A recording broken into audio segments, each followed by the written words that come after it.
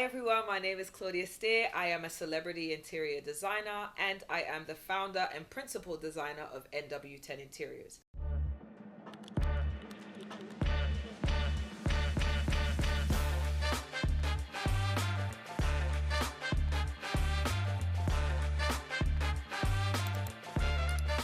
If you are an interior design enthusiast or you love interior design and are a business owner with your own brick and mortar, this is definitely the channel for you.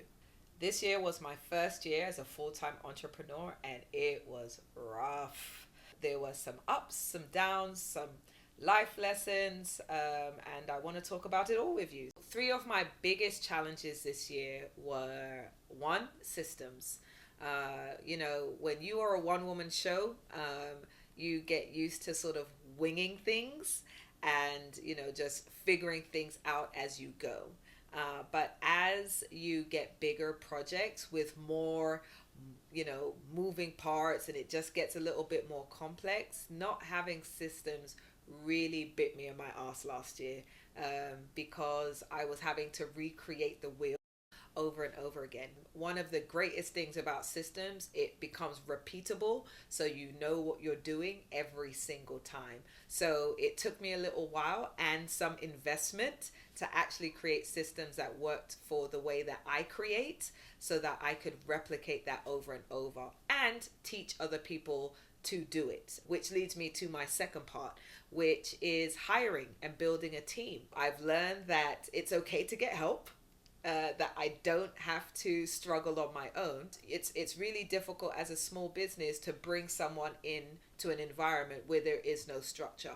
So I had to get my systems right so that I could bring someone in and then teach them the NW10 way of doing things. And that really did take a lot of trial and error. I had to admit that some of the hires that I made that initially felt like bad hires were actually not good fits yet because I hadn't set up the systems to get them to actually be successful in their role. So that was a really tough lesson too. So one of the systems that I set up to really help with my workflow process was using ClickUp.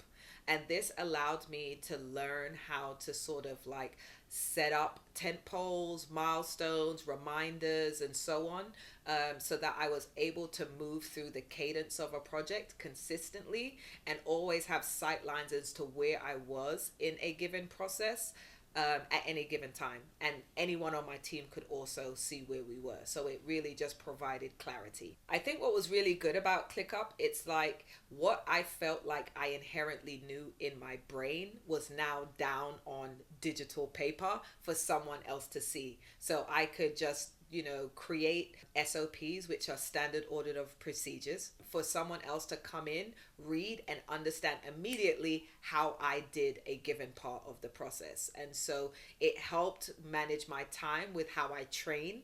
I didn't necessarily have to spend 3 hours with someone. I could send them to a certain portion of my ClickUp system for them to digest the information on their own, things like that. So it really helped with onboarding, training, and expediting the process in a way that was a lot less by the seat of my pants and was actually very structured. So that was really, really helpful for me.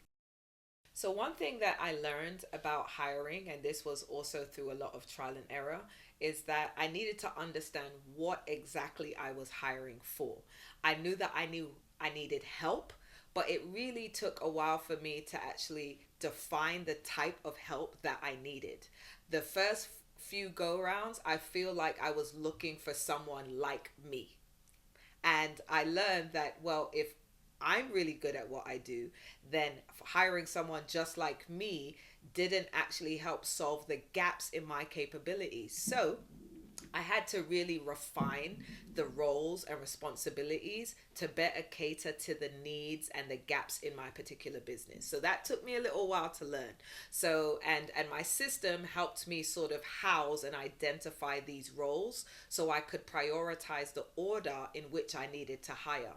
So, for example, I am not the most detail oriented person. I'm a creative, I'm a visionary, I'm an ideas person. And so, my very first hire really needed to be someone that was great with structure.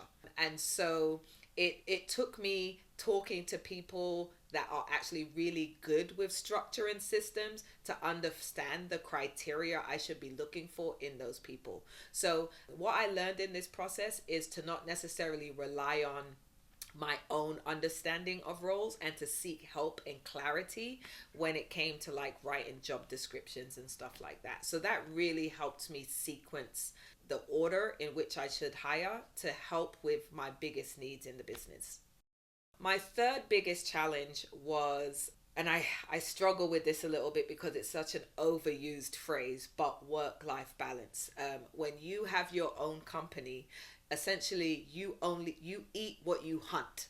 Okay, so if I don't make money, I don't eat, and I've got bills to pay. So there was like a sense of like urgency with everything, which made me feel like I had to be working on my business all the time. The backside of that, though, is that if I'm doing all the things, I am not creating any space to actually create systems, to create opportunities, or like identify talent. Like, I was so strapped for time because I was in so much of the doing that I wasn't able to sort of like, take a 30,000 foot view of what my business actually needed. So it really was striking the right balance. I will say school teaches you all about the craft. School does not teach you anything about the business. Okay, and I would say that as an entrepreneur, your craft is the smallest portion of what you actually do. And it really took me my first year to fully understand that the business muscles is where I needed to do most of the growing. So it was painful, but there were many muscles grown last year as a result. So, what does this mean for NW10? What does this mean for me in 2024? I think for a big intention for me is to stand in who I believe God's called me to be scared and do it anyway, and to really go after the type of projects and businesses that I want and be proactive. I think sometimes as a business, when you first start, like your referrals and everything is really strong, so you don't really have to put yourself out there. And I'm getting into that phase where I actually need to proactively pursue the type of things that I want. And I'm really excited to see what this year brings. So please do stay along for the journey. I think it's going to be a lot of fun and lessons to learn along the way.